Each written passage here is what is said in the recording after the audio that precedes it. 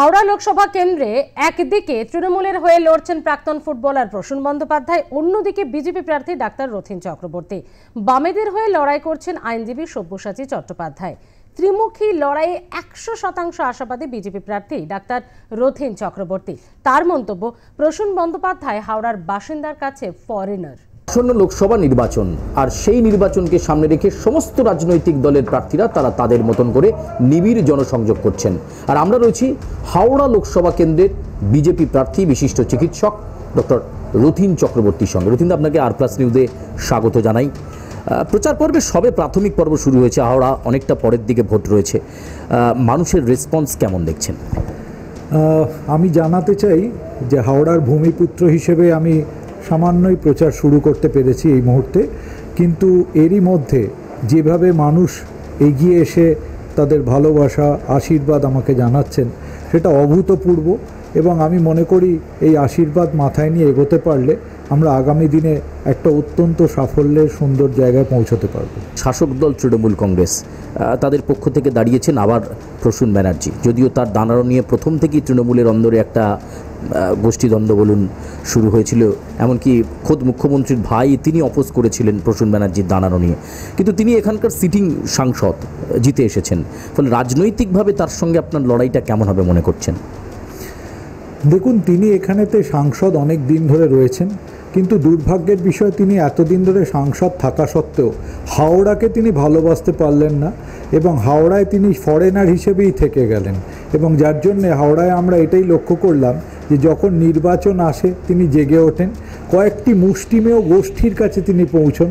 কখনো বলেন তিনি মোহনবাগান, কখনো বলেন তিনি একটি কোনো কমিউনিটির কাছে যান, কিন্তু তিনি আপামর জনগণের সাংসদ হয়ে উঠতে পারলেন না।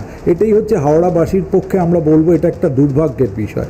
এবং হাওড়ার ভূমিপুত্র হিসেবে আমি বারবার সেই কথা বলবো যে হাওড়া যেভাবে বঞ্চিত হয়ে এসছে, দিনের পর দিন যেভাবে বঞ্চনা প্রাপ্ত হয়েছে, সেই বঞ্চনার মুক্তির জন্য মানুষ কিন্তু মুখিয়ে আছে।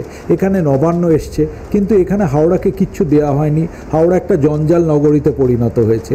আপনি দেখবেন হাওড়ায় আমি মেয়র থাকাকালীন যেগুলো পার্কগুলো তৈরি করার চেষ্টা করেছি, কারণ বয়োজ্যেষ্ঠ মানুষেরা, মা বোনেরা, অসুস্থ মানুষেরা, তাদের কোনো ঘোরবার জায়গা নেই এখানেতে। হাওড়ার ব্যাপারেতে কোনো রকমভাবে এই রাজ্য সরকার কোনোভাবে কোনো চিন্তা করেননি। হাওড়ায় যদি আপনি দেখেন পৌরসভাতে, সেখানেতে স্থায়ী পরিষ্কার করবার লোক নেই, স্থায়ী কোনো ইঞ্জিনিয়ার নেই, স্থায়ী কোনো ক্লার্ক নেই, যার ফলে হাওড়া পৌরসভার পৌর পরিষেবাটা সম্পূর্ণ অচল হয়ে আছে। শুধু ধান্দাবাজি হয়েছে কি করে এখানেতে নির্বাচনের নাম করে একটা গলিয়ে নেওয়া যায়, দিয়ে মানুষকে আবার সেইভাবে প্রতারণা করে তার মানুষের মাথায় টুপি পরিয়ে কিভাবে এগিয়ে যাওয়া যায়। হাওড়ার মানুষ, আমি স্থির বিশ্বাস, এটা আর মেনে নেবেন না, এবং এই ব্যাপারেতে প্রতিবাদ আমরা গণতান্ত্রিকভাবে হাওড়ার মানুষের কাছে ভীষণভাবেই আশা করছি। বাম কংগ্রেসের প্রার্থী, কলকাতা হাইকোর্টের আইনজীবী সব্যসাচী বাবু, তিনিও আপনার প্রতিদ্বন্দ্বী। বাম শক্তি বা কংগ্রেসকে কিভাবে দেখছেন? আপনার লড়াইয়ে তারাও কি চ্যালেঞ্জ হয়ে দাঁড়াচ্ছে? দেখুন, যে যার নিজের মতো প্রচার করছেন, কিন্তু আমি মনে করি মানুষ এবারে তার একটা নিজস্ব ভাবনা নিয়ে চলেছেন।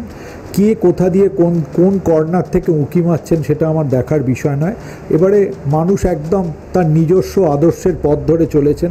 মানুষ বুঝতে পেরেছে যে ভারতের অর্থনৈতিক শক্তি 1991-তে যেরকম একটা পুয়ারেস্ট কান্ট্রি ছিল, তারপরে বিগত 10 বছরে কিভাবে সেটা উঠে এলো 10ম অর্থনৈতিক শক্তি হিসেবে।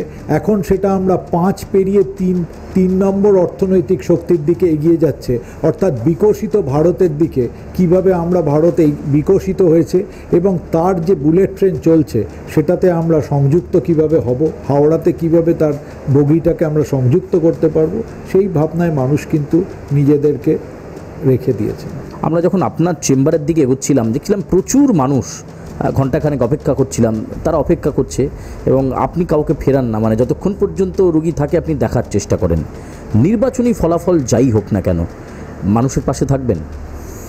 আমরা এখানে 123 বছরের বেশি আছি, নির্বাচন দেখে আমরা কোনোদিন মানুষের সেবা করিনি। হাওড়ায় 21 সালে তো আমরা নির্বাচনকে লড়াই করেছিলাম। সেই সময় আমি জানি ডেফিনেটলি যে তৃণমূল কংগ্রেস তারা নানা রকমভাবে ছল চাতুরির মাধ্যমে নির্বাচনকে জিতেছেন।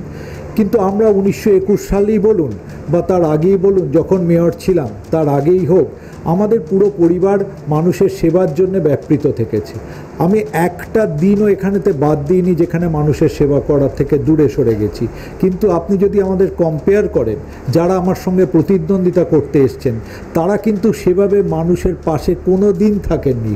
এখন নির্বাচনের সময় উঠে পড়েছেন, কখনো ইফতারে যাচ্ছেন, কখনো হাত জোড় করছেন, কখনো মাথায় গেরুয়া বাঁধছেন, কখনো ধর্মীয় অনুষ্ঠানে যাচ্ছেন, কিন্তু হাজারো মানুষের পাশে থাকার যে আনন্দ, যে সততা, সেই জিনিসটা তারা কোনো দিন পাননি, পাবেনও না। এবং আমার স্থির বিশ্বাস নির্বাচন হয়ে গেলেই তারা সমস্ত পরিযায়ী পাখির মতো আবার পালিয়ে যাবেন। এবং এখানেতে হাওড়ার মানুষের পাশে আমরা থেকেছি, আমি ব্যক্তিগতভাবে আছি এবং ভবিষ্যতেও থাকবো। আপনার কাছে শেষ প্রশ্ন, জয়ের ব্যাপারে কতটা আশাবাদী, আর তার সঙ্গে মানুষকে বা রোগীকে সারানোর জন্য আপনি ওষুধ প্রয়োগ করেন, এদের জন্য কোনো ওষুধ আছে নাকি আপনার? এরা ওষুধের বাইরে চলে গেছেন, কারণ যেখানেতে প্রতারণাটা তাদের জিনের মধ্যে গিয়ে পৌঁছেছে সেখানে তাকে কোনো ওষুধ দিয়ে সারানো সম্ভব নয়। প্রতারণার ব্যাপারটাই তারাই সিদ্ধহস্ত হয়ে উঠেছেন। এবং আমি এটা খুব বলি যে আমরা জয়ের ব্যাপারেতে যথেষ্ট আশাবাদী এবং আগামী দিনে মানুষের আশীর্বাদ নিয়ে আমাদের হাওড়া নতুন হাওড়া হবে। যশস্বী প্রধানমন্ত্রী নরেন্দ্র মোদীজি যে ভাবনা করে ভারতকে গড়ে তুলছেন, আমাদের হাওড়াও তার সেই বিকাশ কর্মসূচির সাথে সংযুক্ত হবে এবং আমরা হাওড়ার মানুষের কাছে সেই নতুন হাওড়াকে তুলে ধরতে পারবো। আমরা কথা বলছিলাম রথীন চক্রবর্তীর সঙ্গে। একদিকে তার ব্যস্ততা রয়েছে, তিনি চেম্বার করছেন, রোগী দেখছেন, অন্যদিকে আবার নিবিড় জনসংযোগে জোর দিচ্ছেন তিনি। জয়ের ব্যাপারে 100% আশাবাদী বিজেপির প্রার্থী রথীন চক্রবর্তী। ক্যামেরায় শুভঙ্করের সঙ্গে সুচারু, আর প্লাস নিউজ, হাওড়া।